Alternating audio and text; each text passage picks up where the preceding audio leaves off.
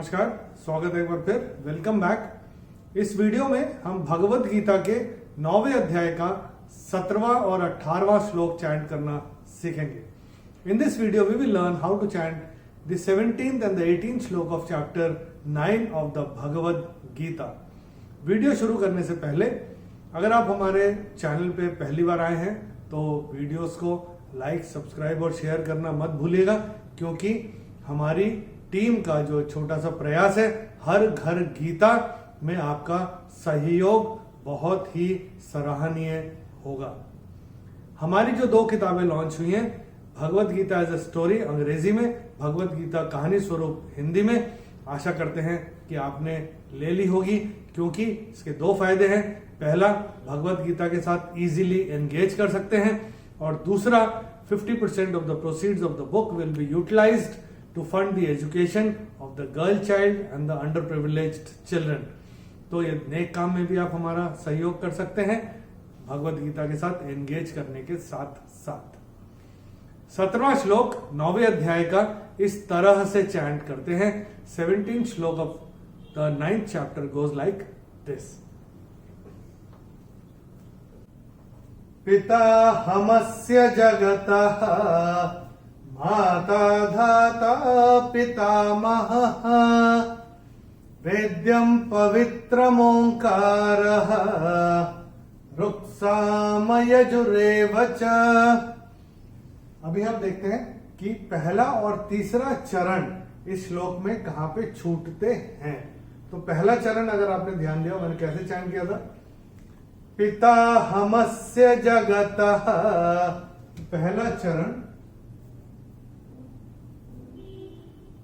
यहां पे छूटेगा। वेद्यम पवित्रम ओंकारः,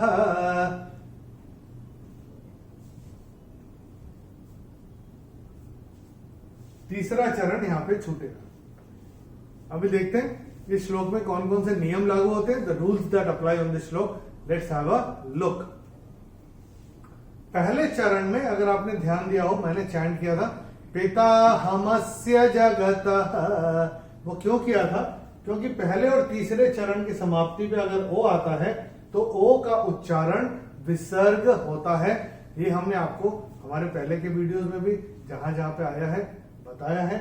या फिर से ओ आया है तो ओ में हम इसको ओ को स्ट्राइक ऑफ करके अपनी किताबों में विसर्ग लिख के रख सकते हैं। पिता हमस्य जगतः। दूसरे चरण में चरण की समाप्ति पे जो विसर्ग आ रहा है उसका उच्चारण केवल और केवल ह ही होगा, क्योंकि चरण की समाप्ति पे पितामहः ऐसे करके आएगा। तीसरे चरण में दया के ऊपर अनुस्वार के बाद का अक्षर है प, और अनुस्वार के बाद जब प आएगा तो अनुस्वार का उच्चारण होगा म। तो ये हम अपनी किताब में नोट करके रख सकते हैं। और ये जो अक्षर है ये होता है द्य।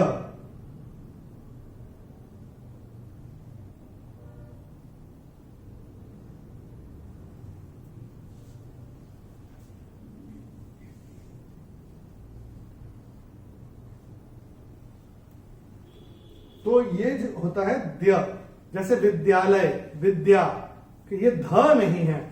तो शुरू में शायद हम भी ये त्रुटि करते थे, हम इसको ध शायद प्रोनाउंस करते थे। तो इसको होता है, इसका उच्चारण होता है द्य। और जब हम इसको लिखते हैं तो लाइन पूरी आती है, और जब ध लिखते हैं तो ध के ऊपर लाइन पूरी नहीं आती है। जैसे म पे लाइन पूरी आती है, भ पे लाइन पूरी नहीं आती। तो ये है इसका उच्चारण होता है द्य। तो ये है वेद्यम।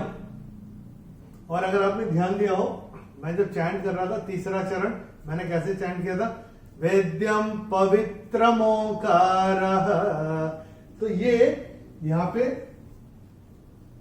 जब चरण छूटेगा, तो जब संधि छूटेगी तो यहां पे विसर्ग आएगा।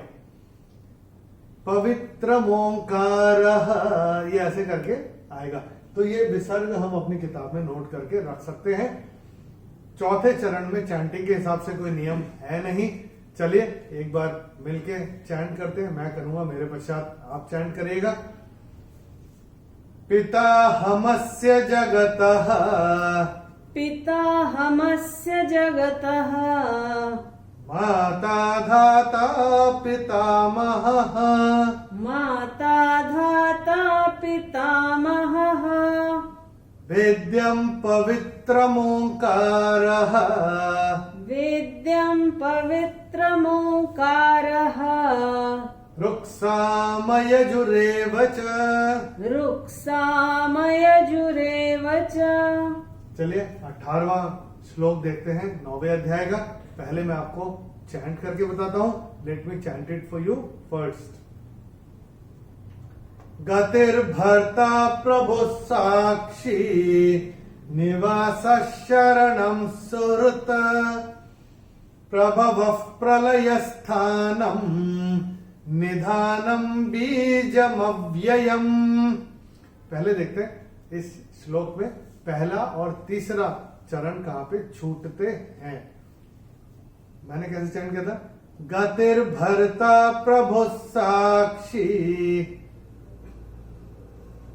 पहला चरण यहां पे छूटेगा। और तीसरा चरण कैसे मैंने चरण किया था? प्रभवः प्रलयस्थानम,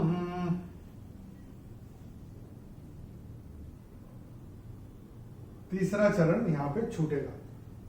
अभी देखते हैं इस श्लोक में कौन कौन से नियम लागू होते हैं। The rules that apply on this shlok, let's have a look.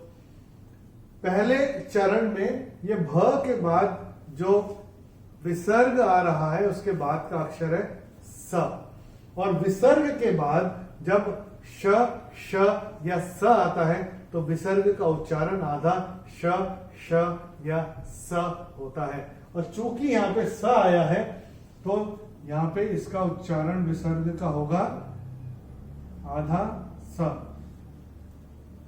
प्रभु साक्षी ऐसे करके आएगा। दूसरे चरण में स के बाद जो विसर्ग आ रहा है उसके बाद का अक्षर है श, और जैसा अभी हमने आपको बताया था चूंकि यहां पे श है तो यहां पे एक आधे श का उच्चारण होगा। तो ये जो विसर्ग को हमारी किताब में जो दिख रहा है उसको स्ट्राइक ऑफ करके यहां पे श लिख के रख सकते हैं। निवाशस, निवाशस, ये ऐसे कर जाए। और ये न के ऊपर जो अनुस्वार आ रहा है उसके बाद का अक्षर है स, और अनुस्वार के बाद जब स आएगा तो अनुस्वार का उच्चारण होगा म।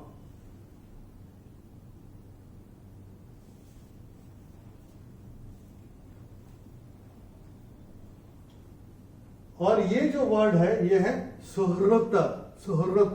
तो ये जैसे हम हृदय बोलते हैं ना, हृदय, वैसे ये आएगा। तो ये वैसे करके, और त जो है ना सुहृत, और त को हमको छोड़ देना है। तो कैसे होगा? निवास शरणम सुहृत, ये त को ऐसे छोड़। अगर हम पूरा बोलेंगे तो वो त पूरा हो जाएगा, तो लिखने वाला त्रुटि कर सकता है। तीसरे चरण में व के बाद अनुस्वार जो व के बाद विसर्ग जो आ रहा है उसके बाद का अक्षर है प, और विसर्ग के बाद जब प या फ आता है तो विसर्ग का उच्चारण होता है फ। जैसे हम फूंक मारते हैं फूंक, तो वैसा जब उच्चारण होता है इसका उच्चारण होता है फ। तो ये हम अपनी किताब में नोट करके रख सकते हैं। और ये जो विसर्ग आया य के बाद, उसके बाद का जो अक्षर है वो है स, और विसर्ग के बाद जैसे यहां हमने आपको बताया था विसर्ग के बाद जब स आएगा तो विसर्ग का उच्चारण होगा आधा स।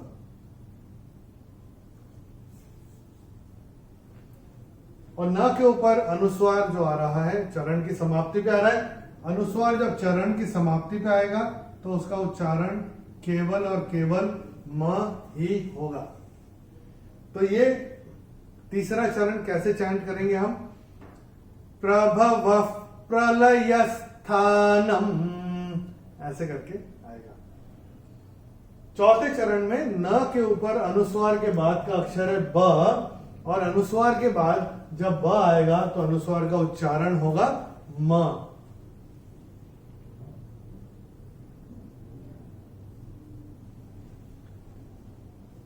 निधानम बीजम अव्ययम, ऐसे करके आएगा। चलिए एक बार मिलके चैंट करते हैं। मैं करूंगा, मेरे पश्चात आप चैंट करिएगा।